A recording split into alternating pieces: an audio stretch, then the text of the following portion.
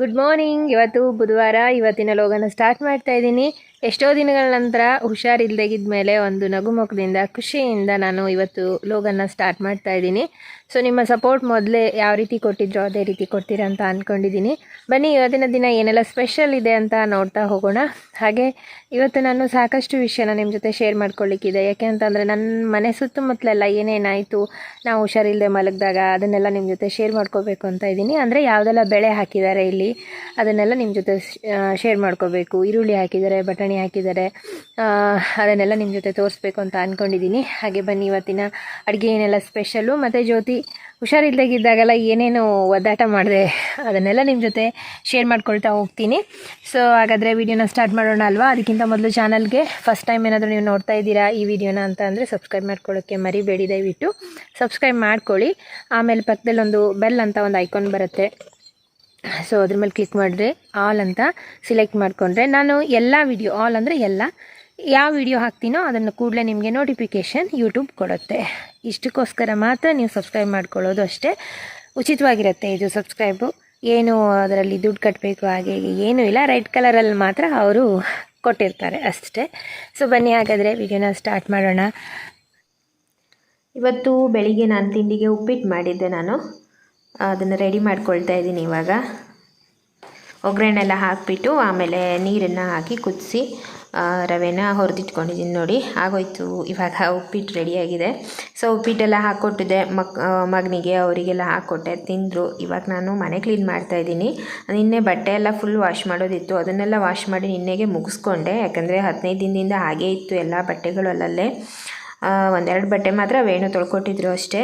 So ಇವತ್ತು ಮನೆ ಒಳಗಡೆ ಎಲ್ಲ ಕ್ಲೀನ್ ಮಾಡ್ಕೊಳ್ತಿದ್ದೆ. ಅಂದರೆ ಧೂಳು ಅಲ್ಲಿ ಇಲ್ಲಿ ಎಲ್ಲ ಕಡೆ, ಅದು ಬಿಂಜರು ಬಲೆ ಅಂತೀವಿ, ಅದನ್ನೆಲ್ಲ ಕ್ಲೀನ್ ಮಾಡಿಕೊಂಡು ಎಲ್ಲ ಒಂದೊಂದೇ ಕ್ಲೀನ್ ಮಾಡಿ ಇಡ್ತಾಯಿದ್ದೀನಿ ನಾನು. ನನಗೆ ಮನೆ ಕ್ಲೀನ್ ಇಲ್ಲ ಅಂತಂದರೆ ಮನಸ್ಸೇ ಸರಿ ಇರೋಲ್ಲ. ಫಸ್ಟ್ ಅದಿರಬೇಕು. ಬಿದ್ಕೊಂಡಿದ್ದೀನಿ, ಆದರೆ ಮನೆ ಸುತ್ತಮುತ್ತಲೆಲ್ಲ ಗಲೀಜು, ನನಗೊಂಥರ ಮನಸ್ಸಿಗೆ. ಸೊ ಅಂತೂ ಇವತ್ತು ತುಂಬ ಖುಷಿ. ಮನೆಯೆಲ್ಲ ಕ್ಲೀನ್ ಆಗ್ತಾಯಿದೆ. ಎಲ್ಲ ಕ್ಲೀನ್ ಮಾಡ್ಕೊಳ್ತೀನಿ ಫಸ್ಟು. ಆಮೇಲೆ ಒಂದು ಇಂಪಾರ್ಟೆಂಟ್ ವಿಷಯ ನಿಮ್ಮ ಜೊತೆ ಶೇರ್ ಮಾಡ್ಕೊಳ್ತಾ ಇದ್ದೀನಿ ಇವಾಗ. ಅದೇನು ಅಂತಂದರೆ ನಮ್ಮ ತುಳಸಿ ಕಟ್ಟೆ ನೋಡಿ, ಇದು ಮನೆ ಎದುರುಗಡೆ ಇರೋ ತುಳಸಿ ಕಟ್ಟೆ ನಾನು ಮಾಡ್ಕೊಂಡಿದ್ದೆ ಅಂತ ಹೇಳಿದ್ನಲ್ವಾ, ಅದರದ್ದು ಗಿಡ ನೋಡಿ ಫುಲ್ ಒಣಗಿಬಿಟ್ಟಿದೆ. ಇದು ಪೂರ್ತಿ ಒಣಗಿಬಿಡ್ತು. ಇದು ಕೆಲವೊಬ್ರು ಏನು ಹೇಳ್ತಾರೆ ಅಂತ ಅಂದರೆ, ನಮ್ಮ ಮನೆಗೇನಾದರೂ ತೊಂದರೆ ಇತ್ತು ಅಂತ ಅಂದರೆ ಮೊದಲೇ ಅದು ಬಾಡೋಗುತ್ತಂತೆ, ನಮಗೆ ಸೂಚನೆ ಕೊಡುತ್ತೆ ಅಂತ ಹೇಳ್ತಾರೆ ತಿಳಿದವರು.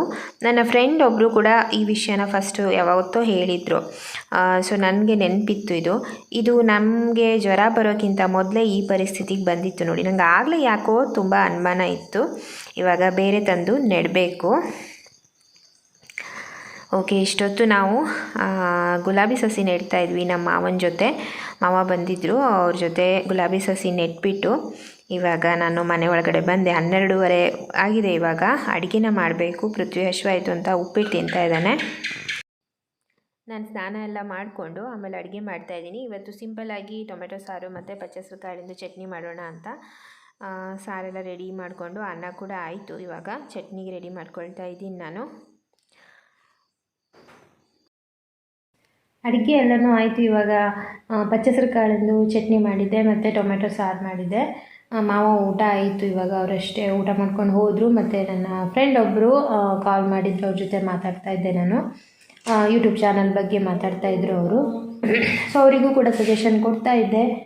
ಯಾಕೆಂದರೆ ನಾವೊಬ್ಬರೇ ಬೆಳಿಬೇಕು ಅನ್ನೋ ದುರಾಸೆ ನನಗಿಲ್ಲ, ನನ್ನ ಜೊತೆಗೆ ಎಲ್ಲರೂ ಬೆಳಿಬೇಕು ಅನ್ನೋ ಆಸೆ ನನಗೆ. ಸೊ ಅವರಿಗೂ ಕೂಡ ಗೈಡ್ ಮಾಡ್ತಾಯಿದ್ದೆ. ಮತ್ತು ಅವ್ರು ನೀವು ಕೂಡ ಮಾಡಿ ಅಂತ ಕೂಡ ಸಜೆಷನ್ ಕೊಟ್ಟೆ ನಾನು. ಸೊ ಇನ್ನು ಮುಂದಿನ ಕೆಲಸ ಏನು ಅಂತಂದರೆ, ನಾನು ಫಸ್ಟ್ ಊಟ ಮಾಡ್ಕೊತೀನಿ. ತುಂಬ ಹಸುವಾಗ್ತಾ ಉಂಟು. ಊಟ ಮಾಡಿಕೊಂಡು ನೆಕ್ಸ್ಟ್ ವೀಡಿಯೋನ ಮತ್ತೆ ಕಂಟಿನ್ಯೂ ಮಾಡ್ತೀನಿ. ಗುಲಾಬಿ ಗಿಡಕ್ಕೆ ಡ್ರಿಪ್ ಬಳ್ಳಿ ಹಾಕಬೇಕು. ಸೊ ಅದಕ್ಕೋಸ್ಕರ ವೇಣು ನಮಗೆ ಮೇಲ್ಗಡೆ ತನಕ ತಂದು ಕೊಡ್ತೀನಿ ಅಂತ ಅಂದರು. ಎಳ್ಕೊ ಬರ್ತಾ ಇದ್ದಾರೆ ಪಾಪ ಬಿಸಿಲಲ್ಲಿ. ಇವಾಗ ನಾನು ಕೂಡ ಹೋಗಬೇಕು, ಬಿಸಿಲಿದೆ, ನಂತರ ಹೋಗ್ತೀನಿ. ಊಟ ಎಲ್ಲನೂ ಆಯಿತು. ಇವಾಗ ನಾನು ಗುಲಾಬಿ ಗಿಡದ ಹತ್ರ ಹೋಗ್ಬೇಕೀಗ ನಾನು ಪೃಥ್ವಿ. ಡ್ರಿಪ್ ಬಳ್ಳಿನ ಎಳಿಬೇಕು. ಅಂದರೆ ಡ್ರಿಪ್ ಪೈಪ್ ಇರೋದಲ್ವ, ಅದನ್ನು ತಗೊಂಡೋಗಿ ಗುಲಾಬಿ ಉದ್ದಕ್ಕೂ ಹಾಕಿಡಬೇಕು. ವೇಣು ಇದಕ್ಕೆ ಸ್ವಲ್ಪ ಟ್ಯಾಕ್ಟ್ರಿ ಹೊಡೆದು ಬರುತ್ತೆ ಅಂತ ಹೋದರು. ಬಾಡಿಗೆ ಬಂದಿತ್ತು. ಅಂದರೆ 1-2 ದಿನದಿಂದ ಬಿಸಿಲು ಬಿದ್ದಿದೆ ಇಲ್ಲಿ. ಸೊ ಅದಕ್ಕೋಸ್ಕರ ಬಾಡಿಗೆ ಬಂದಾಗ ಹೊಡ್ಕೋಬೇಕು. ಇವಾಗ ಮಳೆಗಾಲ ಆಗಿರೋದ್ರಿಂದ ಮಳೆಗಾಲದಲ್ಲಿ ಟ್ಯಾಕ್ಟ್ರಿ ಫುಲ್ ನಿಂತುಬಿಡುತ್ತೆ. ನಮಗಿವಾಗ ಲೋನ್ ಕಂತು ಸ್ಟಾರ್ಟ್ ಆಗಿಬಿಡ್ತು. 4 ಲಕ್ಷ ಲೋನನ್ನು ಇದ್ರ ಮೇಲೆ ಟ್ಯಾಕ್ಟ್ರಿ ಮೇಲೆ ಕುಳಿಸಿದ್ದಾರೆ ಇವಾಗ ಅಂದರೆ ಫೈನಾನ್ಷಿಯಲಲ್ಲಿ ಲೋನಲ್ಲಿ. ಅದು ಬಡ್ಡಿ ಕೂಡ ಜಾಸ್ತಿ. ಆ್ಯಂಡ್ ಅದಲ್ಲದೆ ಇವಾಗ ನಮ್ದು 6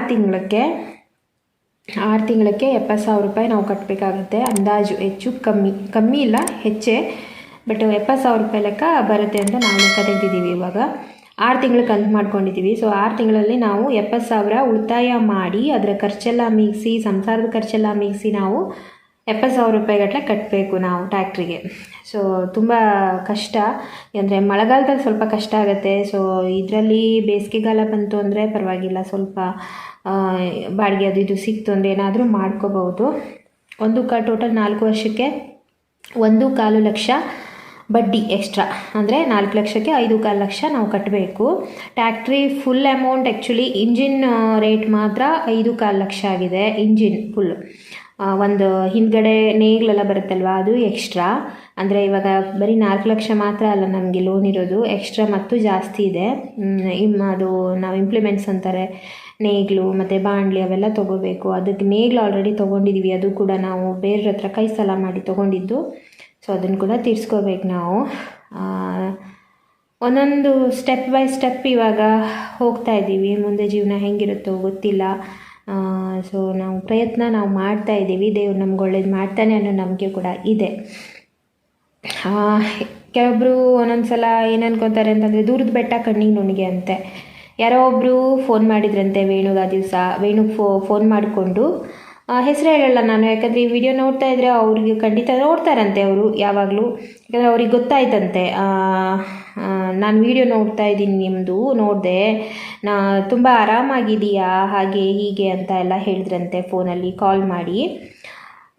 ವೇಣು ಹಾಗೆ ಹೇಳ್ತಾ ಇದ್ರು, ಹೀಗೆಲ್ಲ ಹೇಳಿದ್ರು, ಹೇಗೆ ಗೊತ್ತಾಯ್ತು ಇವರಿಗೆ ಅಂತ ಅನ್ನಿಸ್ತು ನನಗೆ ಅಂದರು. ಆಮೇಲೆ ವಿಡಿಯೋ ನೋಡಿದೆ ನಾನು ಅಂತ ಅಂದರು. ಸೊ ನಮ್ಮದು ಚಾನಲ್ ವಿಡಿಯೋ ನೋಡ್ತಾರಂತೆ ಜ್ಯೋತಿ ಅಂತ ನಂಗೆ ಬಂದುಬಿಟ್ಟು ಹೇಳಿದ್ರು ಅವರು. ನಿಜ, ನಾವು ಆರಾಮಾಗಿ ಅಂತಂದರೆ ಆರಾಮಾಗಿ ಇರುವಂಥದ್ದನ್ನು ತೋರಿಸ್ತಾ ಇದ್ದೀವಿ. ಅಂದರೆ ಬಟ್ ಇದರಲ್ಲಿ ನಮ್ಮ ಶ್ರಮ ಕೂಡ ನಾವು ತೋರಿಸ್ತಾ ಇದ್ದೀವಿ. ದೂರದ ಬೆಟ್ಟ ಕಣ್ಣಿಗೆ ನುಣಿಗೆ, ಇದು ಮಾತ್ರ ಎಲ್ಲರೂ ನೆನ್ಪಿಟ್ಕೊಳ್ಳಿ. ಆರಾಮ ಅಂತ ಅಂದರೆ ಕಷ್ಟಪಡೋದನ್ನು ಯಾರಿಗೂ ಕಣ್ಣಿಗೆ ಕಾಣಲ್ಲ. ಏನೋ ನಗಾಡ್ತಾರೆ, ಗಂಡ ಹೆಂಡತಿ ಚೆನ್ನಾಗಿದ್ದಾರೆ, ಅನ್ಯೋನ್ಯವಾಗಿದ್ದೀವಿ ಅನ್ನೋದನ್ನು ಮಾತ್ರ ಕಣ್ಣಿಗೆ ಕಾಣಿಸ್ಕೋಬೇಡಿ. ಎಷ್ಟು ಎಫರ್ಟ್ ಹಾಕ್ತಾ ಇದ್ದಾರೆ ಅವರು ಗಂಡ ಹೆಂಡತಿ, ಎಷ್ಟು ಶ್ರಮಪಟ್ಟು ಒಂದೊಂದು ಹೆಜ್ಜೆಯಾಗಿ ಮುಂದೆ ಬರ್ತಾ ಇದ್ದಾರೆ ಅಂತ ಅಂದರೆ ಈ ಮನೆಯಲ್ಲಿ ಅಥವಾ ಇಲ್ಲಿ ಎಷ್ಟು ನಮಗೆ ಪ್ರಾಬ್ಲಮ್ ಕ್ರಿಯೇಟ್ ಆಗಿದೆ, ಏನೆಲ್ಲ ನಮಗೆ ಅವ್ಯವಸ್ಥೆ ಅದೇ ನಮ್ಮ ಹಳ್ಳಿ ಭಾಷೆ ಬಂತು ನನಗೆ.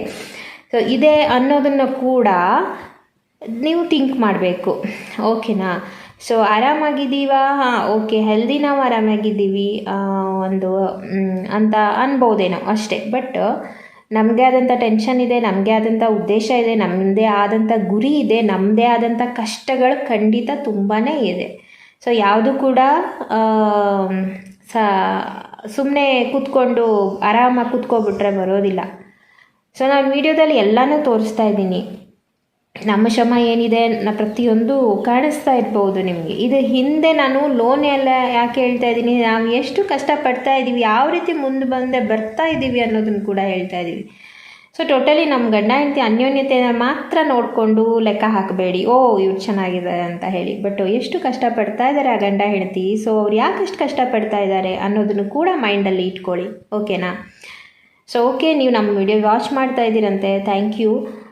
ಹೀಗೆ ವಾಚ್ ಮಾಡಿ, ಖಂಡಿತವಾಗ್ಲೂ ನೋಡ್ತಾ ಹೋಗಿ. ನಾವೆಷ್ಟು ಶ್ರಮ ಪಡ್ತೀವೋ ನೀವು ಕೂಡ ಅದೇ ರೀತಿ ಶ್ರಮಪಟ್ಟು ಮುಂದೆ ಬನ್ನಿ. ನಿಮ್ಮ ಜೀವನ ಕೂಡ ಒಳ್ಳೆಯದಾಗಲಿ, ಎಲ್ಲರ ಜೀವನ ಕೂಡ ಒಳ್ಳೆಯದಾಗಲಿ ಅಂತ ನಾನು ಆಸೆ ಪಡ್ತೀನಿ. ಕಷ್ಟಪಟ್ಟರೆ ದೇವ್ರು ಖಂಡಿತವಾಗೂ ಸುಖ ಕೊಡ್ತಾನೆ ಅಲ್ವಾ? ಸೊ ನಾವು ಅವ್ರು ಹೀಗಾದರು, ಇವ್ರು ಹೀಗಾದರು, ಅವ್ರು ಹಾಗಿದ್ದಾರೆ, ಇವ್ರು ಹೀಗಿದ್ದಾರೆ ಅಂತ ನಾವು ಚಿಂತೆ ಮಾಡ್ತಾ ಅಥವಾ ಅವ್ರ ಬಗ್ಗೆ ನಾವು ವಿಚಾರ ಮಾಡ್ತಾ ಕೂತ್ಕೊಬಿಟ್ರೆ ನಮ್ಮ ಜೀವನದಲ್ಲಿ ನಾವು ಏನೂ ಸಾಧನೆ ಮಾಡೋಕ್ಕಾಗಲ್ಲ ಅಲ್ವಾ?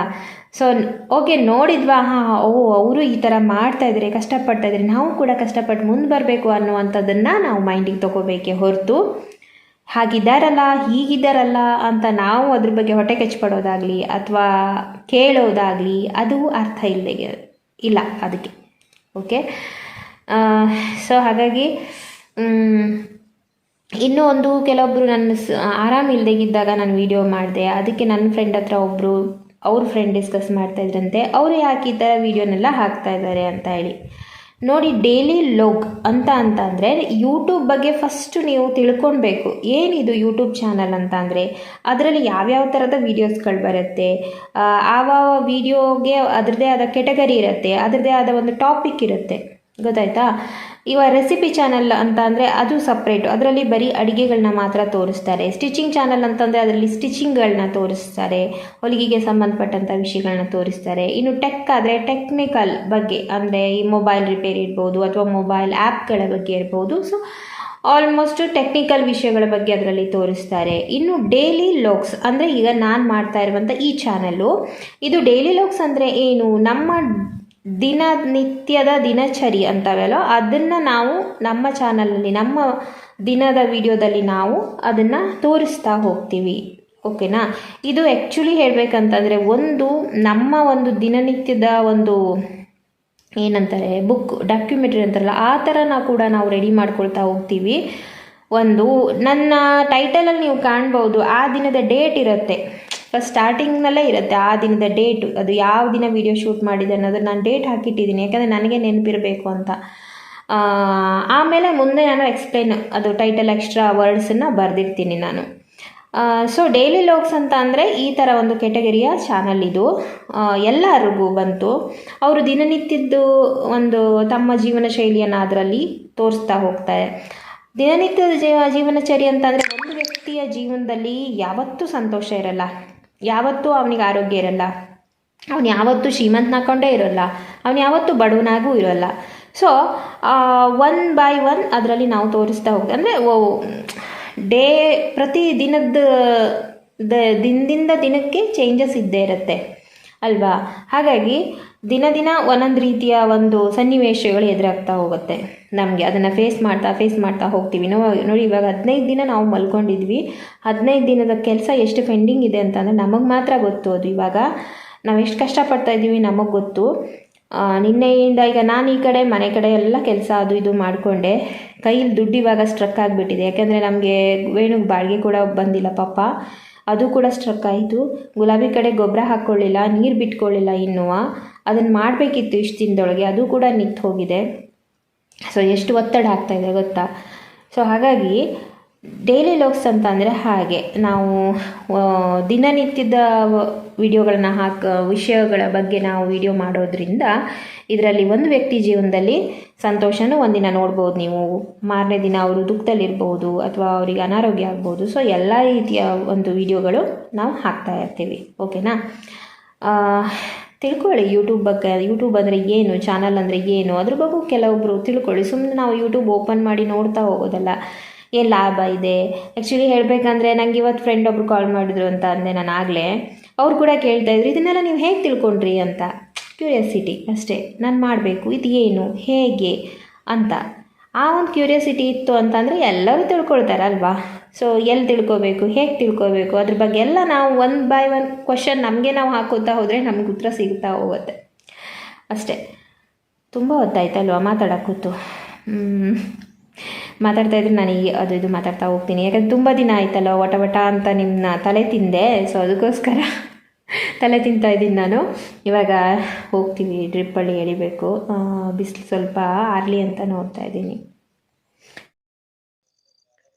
ಓಕೆ, ಇವಾಗ ಡ್ರಿಪ್ಪಳ್ಳಿನ ಎಳಿಯೋಕ್ಕೆ ನಾನು ಪೃಥ್ವಿ ಬಂದರು, ನೋಡ್ತಾ ಇದ್ದೀವಿ. ಇವಾಗ ಇಲ್ಲಿ ತನಕ ವೇಣು ತಂದ್ಕೊಟ್ಟು ಹೋಗಿದ್ದಾರೆ, ಇನ್ನು ಮುಂದೆ ನಾವು ಹಾಕಬೇಕು. ಒಂದೊಂದು ಸಾಲಿಗೆ ಹಾಕ್ತಾ ಹೋಗ್ತೀವಿ ಹೇಳ್ಕೊಂಡು. ನೋಡಿ, ನಾವು ಗುಲಾಬಿ ಗಿಡ ನೆಟ್ಟಿದ್ದ ಜಾಗ ಇದು. ಪೃಥ್ವಿ ರೆಡಿಯಾಗಿ ನಿಂತಿದ್ದಾನೆ ಇವಾಗ ಡ್ರಿಪ್ಪಳ್ಳಿ ಹಾಕೋಕ್ಕೆ. ಸೊ ಇವಾಗ ಇದೆ ಒಂದೊಂದೇ ಸಾಲಿಗೆ ಇದೇ ಥರ ಎಳ್ಕೊಂಡು ಅಲ್ಲಿ ತನಕ ತುದಿಗೆ ತೊಗೊಂಡು ಹೋಗಬೇಕು. ಇದು ನೋಡ್ಲಿಕ್ಕೆ ಸುಲಭ ಅನಿಸುತ್ತೆ, ಬಟ್ ಅಷ್ಟೇ ಕಷ್ಟದ ಕೆಲಸನೇ ಇದು ಕೂಡ. ಇನ್ನೂ ತುಂಬ ಕೆಲಸ ಇದೆ ಇದಕ್ಕೆ. ಮತ್ತು ಮೇನ್ ಪೈಪನ್ನ ತೊಗೊಬಂದು ಹಾಕಬೇಕು, ಅದು ವೇಣು ಬಂದು ಮಾಡ್ತಾರೆ. ನೋಡಿ, ಮಗ ಹೋಗ್ತಾ ಇದ್ದಾನೆ ಇವಾಗ. ಹಾಗೆ ಎಳ್ಕೊತ ಹೋಗಬೇಕು ಒನ್ ಬೈ ಒನ್. ನಾವು ಇದು 4 ಸಾಲಿಗೆ ಹಾಕಿದ್ವಿ, ಆಮೇಲೆ ಶೂಟ್ ಮಾಡಿದೆ ನಾನು. ಆಮೇಲೆ ಮತ್ತು ಈ ಕಡೆ ಲೈನಲ್ಲಿ ಹಾಕ್ತಾ ಹೋಗ್ತೀವಿ. ಇವಾಗ ಗಿಡನ ತೋರಿಸ್ತೀನಿ. ಇವಾಗ ನೋಡಿ, ಇದು ಗುಲಾಬಿ ಸಸಿ ಎಲ್ಲ ಚಿಗುರಿದೆ. ಕೆಲವೊಂದು ಹೋಗಿತ್ತು ಇವತ್ತು, ಅಂದರೆ ಸತ್ತೋಗಿತ್ತಲ್ವ, ಅಲ್ಲಿ ನಾವು ಸ್ವಲ್ಪ ಗಿಡ ಉಳಿದಿತ್ತು, ಒಂದು 30 ಗಿಡ, ಅದನ್ನೆಲ್ಲ ಹಾಕಿದ್ವಿ ಇವತ್ತು ನಾನು ಮಾವ ಎಲ್ಲ ಸೇರಿ. ನೆಟ್ ಹಾಕಿದ್ವಿ. ಇನ್ನೂ ಒಂದು 10 ಸಸಿಗಳು ವೇಸ್ಟ್ ಆದವು. ಓಕೆ, ಇದು ನೋಡಿ ಧರ್ಮಣ್ಣ ಹೊಲ. ನಮ್ಮ ಗುಲಾಬಿ ತೋಟದ ಈ ಕಡೆ ಬದಲ್ಲಿ ಅಂದರೆ ಬಲ ಸೈಡಲ್ಲಿದೆ. ಇದು ನಾನು ಒಂದಿನ ವಟಾಣಿ ಹಾಕ್ತಾ ಇದ್ದದ್ದನ್ನು ವೀಡಿಯೋ ತೋರಿಸಿದೆ ಅಲ್ವಾ, ಅದೇ ಹೊಲ ಇದು. ವಟಾಣಿ ಚೆನ್ನಾಗಿ ಬಂದೇ ಇಲ್ಲ, ಇದನ್ನು ತೆಗಿತಾರೆ. ಇದನ್ನು ನೋಡಿ, ಇದು ವಟಾಣಿ ಗಿಡ. ಅಂದರೆ ಅದು ಏನೋ ಮಾಡಬೇಕಿತ್ತಂತೆ, ಅವನು ಮಾಡಿಲ್ಲ. ಅಂದರೆ ಮೇಲ್ಗಡೆ ಆ ಥರ ದಿಂಬಿದೆ ಅಲ್ವಾ, ಅದು ಮೇಲ್ಗಡೆ ಏನೋ ಹೊಡಿಬೇಕು, ಅಂಟೇನೇನೋ ಅಂತಾರೆ, ಅದನ್ನು ಹೊಡೆದಿದ್ರೆ ಅದು ಬೀಜ ಮೇಲ್ಗಡೆ ಬರ್ತಾ ಇತ್ತಂತೆ. ಸೊ ಆ ಕಡೆ ಇರೋದು ಜೋಳ. ಅದು ಬಳ್ಳಿ ಎಲ್ಲ ಎಳೆದ್ರು, ನಾವು ಎಳೆದ್ಬಿಟ್ಟು ಇಲ್ಲೇ ನಮ್ಮ ಹೊಲದ ಪಕ್ಕದಲ್ಲೇ ಫಾರೆಸ್ಟ್ ಏರಿಯಾ ಉಂಟು. ಒಂದು 25-30 ಎಕರೆನೋ ಜಾಸ್ತಿನೇ ಇರಬೇಕು ಇದು ಮೋಸ್ಟ್ಲಿ. ಅಲ್ಲಿ ಸುಮ್ಮನೆ ಬಂದ್ವಿ, ಅಂದರೆ ಏನಾದರೂ ಪೇರ್ಲೆ ಹಣ್ಣು ಏನಾದರೂ ಸಿಗ್ಬೋದೇನೋ ಅಂತ ನೋಡ್ತಾ ಬಂದ್ವಾ. ಏನೂ ಇಲ್ಲ, ಚಿಕ್ಕದು ಬಿಟ್ಟಿದೆ ಅಷ್ಟೇ. ಮಿಡಿ ಅವೆಲ್ಲ ಚಿಕ್ಕದು ತುಂಬ. ನೀವು ನೋಡ್ಬೋದು ಇಲ್ಲಿ ತುಂಬ ಅಂದರೆ ತುಂಬ ಕಾಯಿ ಅದು ಇದು ಅಂತೇಳಿ ಎಲ್ಲ ಸಸಿ ಹಾಕಿದ್ದಾರೆ. ಚಿಕ್ಕು ಮರ ಕಾಣಿಸ್ತಿದ್ದೇನೆ, ಇದು ಚಿಕ್ಕು ಮರ ಉಂಟಿಲ್ಲಿ. ಆಮೇಲೆ ಈ ಕಡೆ ಬಂದರೆ ಇದು ಪೇರ್ಲೆ ಚಿಕ್ಕದು. ಇದು ನಾವಿವಾಗ ನಿಂತಿರೋದು ಚಿಕ್ಕು ಪ್ಲ್ಯಾಂಟೇಷನ್ನು, ಫುಲ್ ಚಿಕ್ಕುನೇ ಇದೆ ಇಲ್ಲಿ. ನಾನು ವೀಡಿಯೋನ ಇವಾಗ ಫೇಸ್ ಕ್ಯಾಮ್ರಾ ಬಿಟ್ಟು ನಿಮಗೆ ಫ್ರಂಟ್ ಕ್ಯಾಮ್ರಾದಲ್ಲಿ ತೋರಿಸ್ತಾ ಹೋಗ್ತೀನಿ. ಪೇರ್ಲೆಕಾಯೆಲ್ಲ ಇದೆ, ಇಷ್ಟಿಷ್ಟೇ ಚಿಕ್ಕದಿದೆ, ಇನ್ನೂ ಹಣ್ಣು ಆಗಿಲ್ಲ ಇವು, ತುಂಬ ಚಿಕ್ಕದು. ನಾನು ಏನಾದರೂ ಇರ್ಬೋದೇನೋ ಮಾಡಿದೆ. ಚಿಕ್ಕು ಸಸಿ ಕೂಡ ಇದೆ ನೋಡಿ, ಇದು ಚಿಕ್ಕು ಸಸಿ. ತುಂಬ ಚೆಂದ ಉಂಟು ಮಾತ್ರ. ಇಲ್ಲಿ ವಾಕಿಂಗ್ಗೆ ಸುಮ್ಮನೆ ಬರ್ಬೋದು ಆರಾಮಾಗಿ, ಖುಷಿ ಅನ್ನಿಸ್ತದೆ. ಏನು ಹೇಳೋದಿಲ್ಲ, ಆದರೆ ಕೀಳಬಾರ್ದು ಅಷ್ಟೇ, ಯಾವುದನ್ನು ಕೊಯ್ಯಬಾರ್ದು. ಕೊಯ್ದರೆ ಫೈನ್ ಹಾಕ್ತಾರೆ ಯಾರಾದರೂ, ಅವರು ಫಾರೆಸ್ಟ್ ಸಂಬಂಧಪಟ್ಟವ್ರು ಯಾರಾದರೂ ಬಂದರು ಅಂತ ಅಂದರೆ. ಮತ್ತು ದೊಡ್ಡ ದೊಡ್ಡ ಹುತ್ತ ಇದೆ ಇಲ್ಲೆಲ್ಲ, ತೋರಿಸ್ತಾ ಹೋಗ್ತೀನಿ ನೋಡಿ. ತುಂಬ ಚೆಂದ ಕಾಣಿಸ್ತಾ ಉಂಟು. ನನ್ನ ಮಗ ಚಿಕ್ಕೂನ ಕೊಯ್ತಾ ಇದ್ದಾನೆ. ಅಂದರೆ ನಮಗೆ ಇಲ್ಲಿ ಸ್ವಲ್ಪ ಪರಿಚಯ ಇದೆ, ದೇವಸ್ಥಾನ ಮನೆಯವರು ಅಂತ ಅಂದರೆ ಏನೂ ಹೇಳಲ್ಲ. ಅಂದರೆ ಜಾಸ್ತಿ ನಾವು ಕೊಯ್ಯೋಲ್ಲ ಅಲ್ವಾ, ಚೀಲಗಟ್ಟಲೆ ಎಲ್ಲ ಕೊಯ್ದರೆ ಫೈನ್ ಖಂಡಿತ ಹಾಕ್ತಾರೆ. ಮತ್ತು ದಿನ ಬಂದರೂ ಕೂಡ ಫೈನ್ ಹಾಕ್ತಾರೆ, ಗೊತ್ತಾಗ್ಬಿಡುತ್ತಲ್ವಾ. ಹಾಗಾಗಿ ಅಪರೂಪಕ್ಕೆ ಬಂದಿದ್ದಾರೆ, ಒಂದೆರಡು ಕೊಯ್ದರು ಅಂದರೆ ಏನೂ ಹೇಳಲ್ಲ.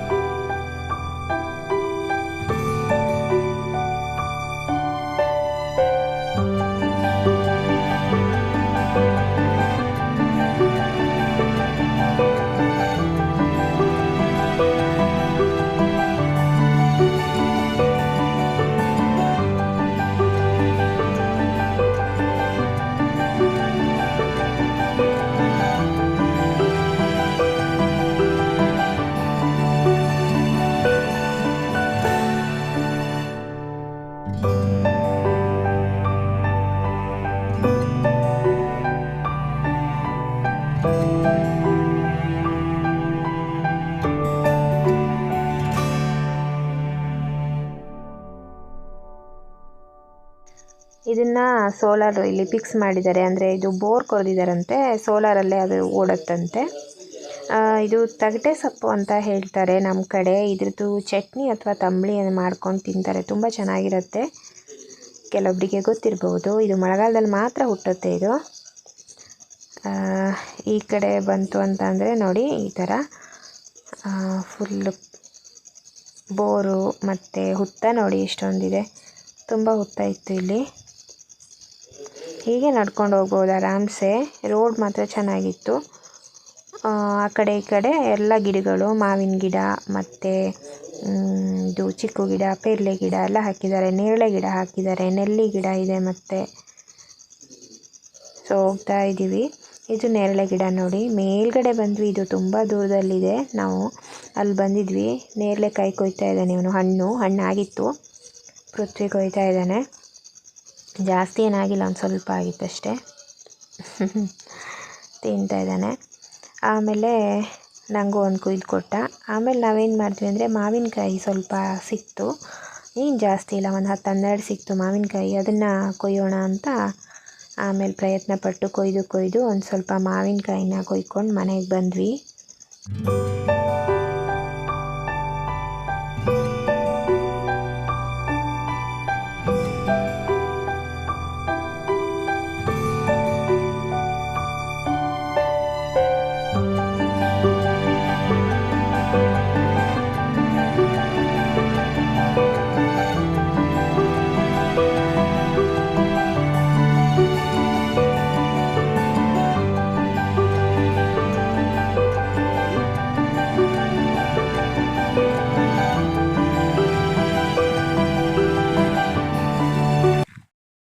ಪೇರ್ಲೆಕಾಯಿ ಅಂತ ಕೊಯ್ಲಿಕ್ಕೆ ಹೋದದ್ದು ನಾವು, ಆದರೆ ಪೇರ್ಲೆಕಾಯಿ ಒಂದು ಸಿಕ್ಕಿಲ್ಲ.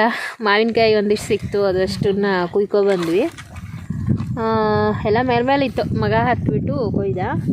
ಇವಾಗ ಗುಲಾಬಿದು ಪ್ಲಾಸ್ಟಿಕ್ ಕವರ್ಸು ಇತ್ತು, ಗಿಡನ ನಾವು ಅವರೇನು ಕಸಿ ಮಾಡಿ ಕೊಡ್ತಾರಲ್ವ ಅದ್ರದ್ದು, ಅದು ಗಾಳಿಗೆಲ್ಲ ಹಾರಿ ಮತ್ತು ಆ ಕಡೆ ಈ ಕಡೆ ಹೋಗಿ ಬಿದ್ದುಬಿಡುತ್ತಂತ ಇವಾಗ ಬೆಂಕಿ ಹಾಕಿ ಸುಡ್ತಾ ಇದ್ದೀನಿ ನಾನು. ಓಕೆ, ಇವತ್ತಿನ ದಿನ ಮುಗೀತಾ ಬಂತು, ಸಂಜೆ ಆಯಿತು. ಇವಾಗ ಇನ್ನೇನು ನಮ್ಮ ದೇವಿನೆಲ್ಲ ಒಳಗಡೆ ಕಟ್ಟಿದ್ವಿ. ವೇಣು ಇನ್ನೂ ಬಂದಿಲ್ಲ ಯಾಕೋ, ಮತ್ತು ಬೇರೆ ಕಡೆ ಎಲ್ಲ ಹೊಡಿಲಿಕ್ಕೆ ಹೇಳಿದ್ರೇನೋ ಗೊತ್ತಾಗಿಲ್ಲ ನನಗಿನ್ನೂ, ನಾನು ಫೋನು ಕೂಡ ಮಾಡಿಲ್ಲ. ಓಕೆ, ಹಾಗಾದರೆ ಇನ್ನೇನು ಮಾಡೋಣ, ಇವತ್ತಿನ ಲೋಗನ ಇಲ್ಲಿಗೆ ನಾನು ಮುಗಿಸ್ತಾ ಇದ್ದೀನಿ. ನಾಳೆ ಮತ್ತೆ ನೋಡೋಣ ಏನೇನು ವಿಶೇಷತೆ ಇದೆ ಅಂತ. ಇನ್ನು ಸಂಜೆ ಕೆಲಸ ಅಂತ ಅಂದರೆ ಸ್ವಲ್ಪ ಸ್ಟಿಚಿಂಗ್ ಮಾಡಬೇಕು, ನಾನು ಸ್ಟಿಚಿಂಗ್ ಮಾಡೋದಿದೆ. ಆಮೇಲೆ ನನ್ನ ಆನ್ಲೈನ್ ಬಿಸ್ನೆಸ್ ಬಗ್ಗೆ ಸ್ವಲ್ಪ ಲಕ್ಷ್ಯ ಕೊಡ್ತಾಯಿದ್ದೀನಿ, ಗಮನ ಕೊಡ್ತಾಯಿದ್ದೀನಿ. ಸೊ ಅದನ್ನು ಸ್ವಲ್ಪ ಹೊತ್ತು ನೋಡ್ಕೋತೀನಿ.